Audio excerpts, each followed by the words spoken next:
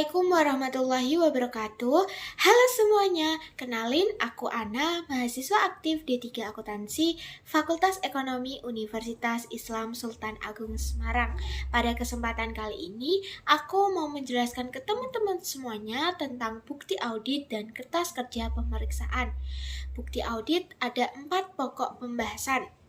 Yang pertama, yaitu pengertian. Yang kedua, cukup tidaknya bukti audit.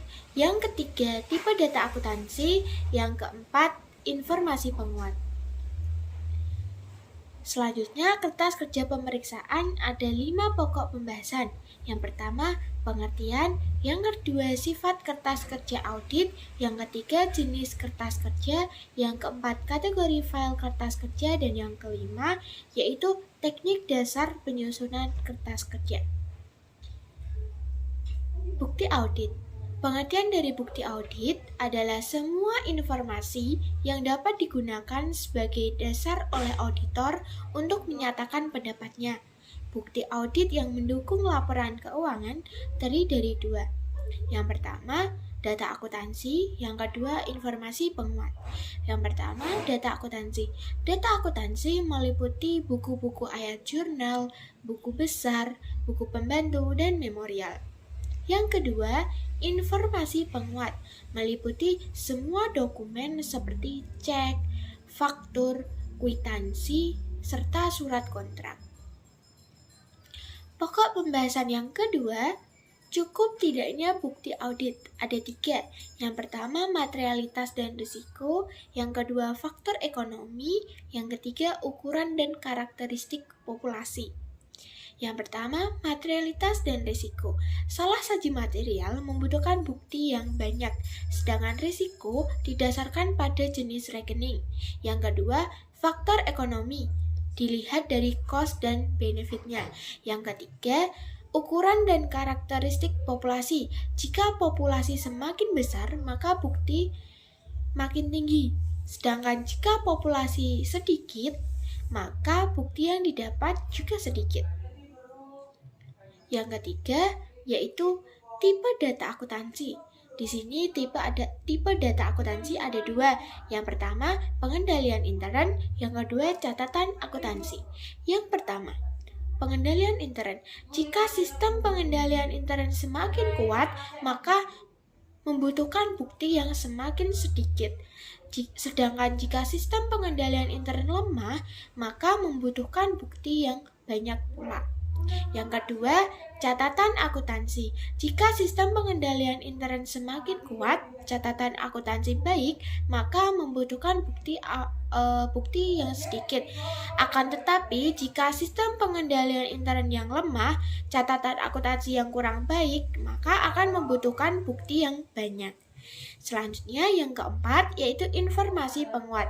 Informasi penguat di sini ada 6. Yang pertama, bukti fisik. Bukti fisik, bukti audit yang diperoleh dengan pemeriksaan fisik, pemeriksaan secara nyata, seperti pemeriksaan kas, persediaan, dan aktiva tetap. Yang kedua, bukti dokumenter, bukti audit yang dibuat pihak luar dan bebas dikirim ke auditor atau balasan surat konfirmasi, kemudian disimpan dalam arsip klien atau rekening koran, dibuat dan disimpan oleh organisasi klien. Yang ketiga, perhitungan. Perhitungan dari voting, cross-voting, dan formula. Yang keempat, bukti lisan berasal dari hasil interview. Yang kelima, perbandingan. Perbandingan dari tahun ke tahun. Dan yang terakhir yaitu bukti dari spesialis di luar bidang akuntansi. Selanjutnya, yaitu kertas kerja. Pengertian dari kertas kerja adalah catatan yang disimpan oleh auditor tentang prosedur audit yang ditetapkan, pengujian yang dilaksanakan, informasi yang diperoleh, serta kesimpulan tentang masalah yang dicapai dalam audit.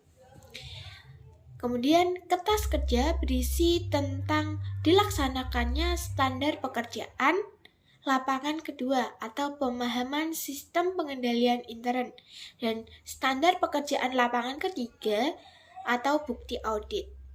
Pokok pembahasan yang kedua yaitu sifat kertas kerja audit, ada 3.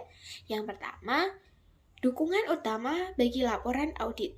Yang kedua, cara untuk melakukan koordinasi dan pemeriksaan audit. Yang ketiga, bukti bahwa audit dilaksanakan sesuai dengan aturan-aturan yang berlaku. Pembahasan yang ketiga yaitu jenis kertas kerja. Di sini ada 5 jenis kertas kerja. Yang pertama yaitu program audit atau jadwal pengawasan dan pelaksanaan pekerjaan audit. Yang kedua, working trial balance. Dan yang ketiga, ringkasan journal adjustment. Yang keempat, schedule utama. Dan yang terakhir yaitu schedule pendukung. Selanjutnya, pokok pembahasan keempat yaitu kategori file kertas kerja. Di sini kategori file kertas kerja ada 2. Yang pertama, file permanen. File permanen yaitu data yang diharapkan dapat bermanfaat bagi klien di masa mendatang atau data yang sewaktu-waktu dibutuhkan dan sangat berguna bagi klien. Yang kedua yaitu file tahun berjalan, adalah pernyataan informasi yang berisi tentang pelaksanaan program audit tahun berjalan saja. Jadi file tahun berjalan 2022 berarti informasi tentang pelaksanaan program audit pada tahun 2022. Seperti itu.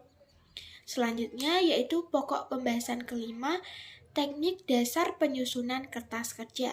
Di sini teknik dasar penyusunan kertas kerja ada 5. Yang pertama, judul.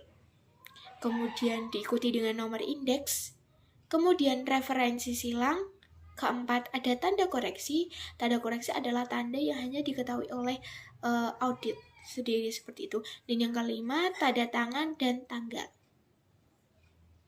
Sekian penjelasan dari saya tentang kertas kerja dan bukti audit. Semoga bermanfaat dan berguna bagi teman-teman semuanya. Sekian, terima kasih dari saya. Wassalamualaikum warahmatullahi wabarakatuh. Bye-bye.